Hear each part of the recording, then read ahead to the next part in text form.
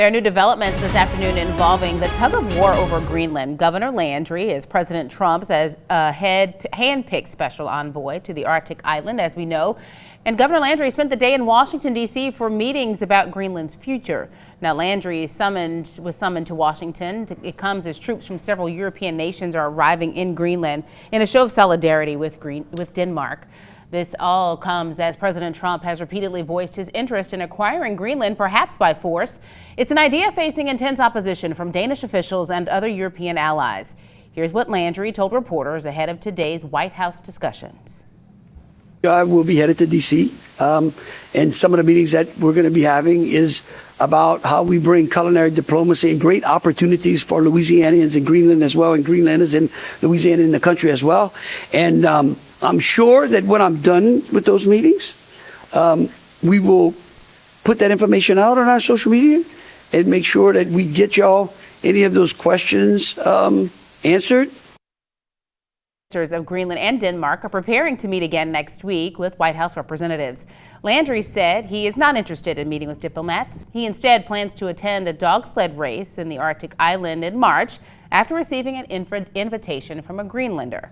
As News 15's Connor Hansen shows us, President Trump now says he may impose tariffs on countries who oppose his plan to take over the Arctic island.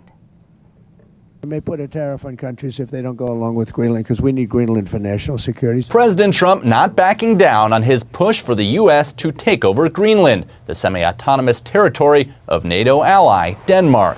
The tariff threat comes as a bipartisan congressional delegation visits Copenhagen, attempting to reassure Danish leaders. So that we can lower the temperature and have a more constructive dialogue about the best path forward. When you ask the American people whether or not they think it is a good idea for the United States to acquire Greenland, the vast majority, some 75%, will say, we do not think that that is a good idea. President Trump says the territory is crucial for U.S. national defense and will be key to his planned Golden Dome missile defense system.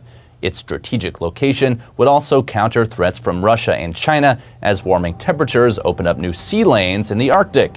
Greenland is also rich with key rare earth minerals. The reason this is urgent is because the Chinese and the Russians are making inroads. They want to be in Greenland. You never appreciate keeping the wolf or the bear from your door until they're knocking on it. Danish and Greenlandic leaders say they are not willing to give up the territory, but are willing to help bolster security there.